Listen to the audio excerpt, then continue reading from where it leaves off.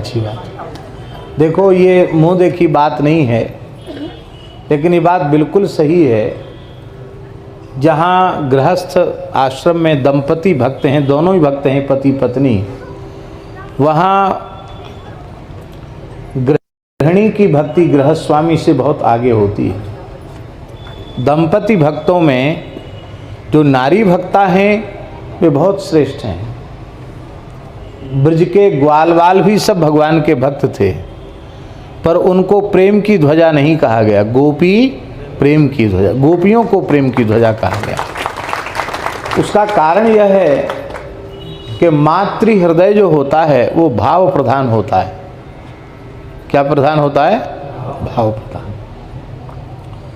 और पुरुष हृदय जो होता है वो विचार प्रधान होता है, भाव प्रधान नहीं होता। क्या प्रधानता होती?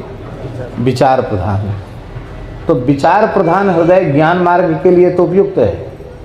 भक्ति में विचार प्रधान हृदय नहीं, भक्ति में तो भाव प्रधान अंतःकरण चाहिए।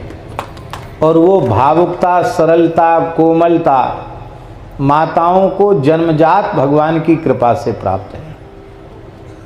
इसलिए माताओं को हमारे यहाँ भक्ति स्वरूपा कहा जाता। क्या कहा जाता? भक्ति स्वरूपा ही है, साक्षात भक्ति है।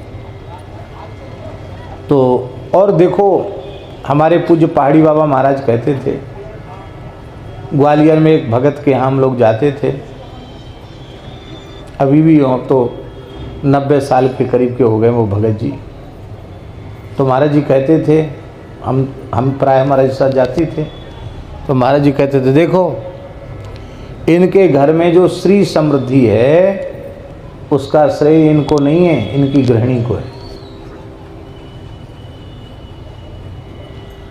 क्योंकि वो सवेरे ठीक 4 बजे स्नान कर लेती और सूर्योदय के पहले ही द्वार पर धुलाई वुलाई करवा करके उरेन डल जाता, प्रेम से भगवान की सेवा करती, बहुत पवित्र रहती, समय से धूप दीप आदि घर में हो जाता और बड़ी पवित्रता से संतों की भावपूर्वक सेवा करती। महाराज जी कहते थे, इनके घर की समृद्धि का कारण है इनकी गृहिणी। और ऐसा उन्होंने बार बार हमसे कहा महाराज जी ने कि कहीं किसी घर में आपको सुख समृद्धि दिखाई पड़े तो ये पक्का समझ लेना इसकी गृहिणी बहुत लक्ष्मी, सुलक्षणी। उत्तम संस्कार संपन्न गृहिणी किसी दरिद्र के घर में भी पहुंच करके वहाँ द्वारिका पूरी प्रकट कर देती है। और किसी श्रीमंत व्यक्ति के यहाँ भी संस्कार शून्य बहू बेटी पहुंच जाए,